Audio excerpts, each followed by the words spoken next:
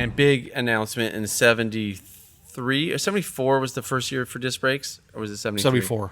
74. Now we have power steering, power disc brakes. That's right. A Dana 44 front axle. Right. 71 through 73 would only be Dana 30s. 30 with a full flanged axle, Sure. 44 rear. So now we're getting some sophistication, some Absolutely. real capability. Some comfort. The seats were better. You had tell you- bench and bucket. Yeah. Yes. Yeah. And the colors, the red and 70, the early 70s Scout 2 with the red interior, I think is one of the best looking. They're amazing. And then they went away. What's funny to me is, like, I always joke about this because International had some, like, pretty wild, like, design. Whoever was pulling the levers on, like, let's do, like, I had a truck come in the other day that was like a fire orange, something like almost like an orange, but with a red interior, original.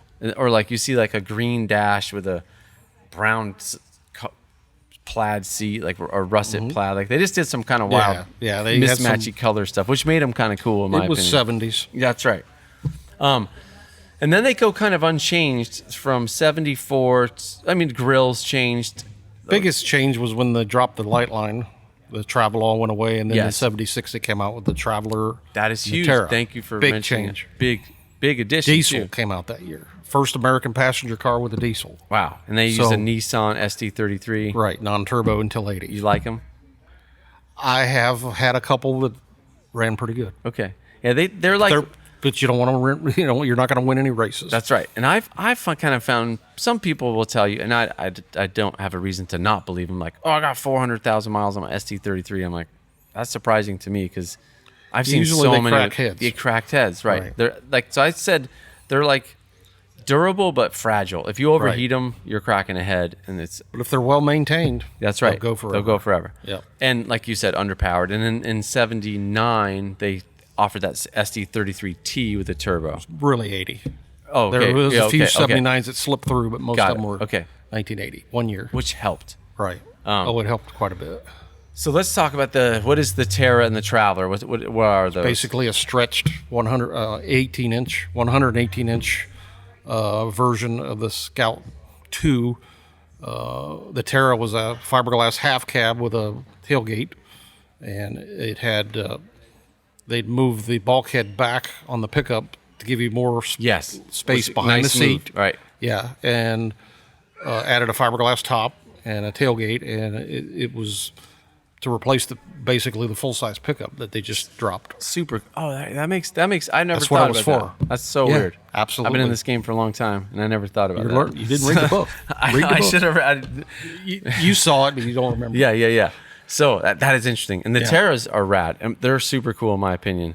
Right. Same with the Traveler. The Traveler was replaced the Travelall. Yeah. Travelall was a 119-inch wheelbase. Your Traveler was 118 with a full fiberglass top and a hatchback. I love them. So, and what's weird in today's market, still the unsung heroes are the Travelers and Terras. They are. They don't get the credit they deserve. They don't get the credit, man. They're awesome.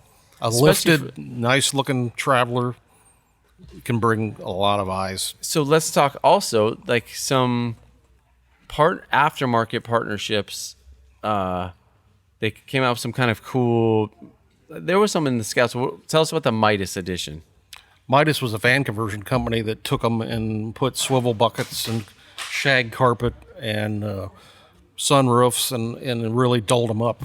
So Midas would probably order them direct from IH with no seats or whatever, maybe a basic. Midas would they would market them to the dealers. The dealers would order them, and they'd go to Midas. Got it. Get done, then delivered to the dealers. So they had to market them first. Got it. But the Midas Edition Scouts were sold directly through Scout dealers. Correct. The brochure is through IH. And they had like some pretty funky shag carpet, swivel buckets, sunroofs. Yeah. Little clock, digital clock up above. Yeah. Little coolers with the console coolers. I don't know if I've seen one of those. And like pretty bold plaids. Like, I mean, they scream 70s. Very 70s. And they had like bucket middle seats as well. Right. That reclined and had armrests. That's which true. was kind of cool. Some that turned. And then also in the back, now we have third seat in a Traveler, seat, which was very well received. I agree. With larger families.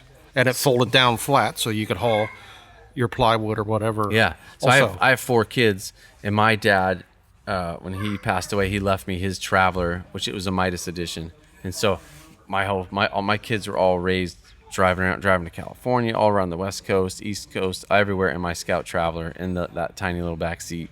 Oh yeah, And good memories. No AC, just kids sweating bullets, getting tough. windows down. That's right, man.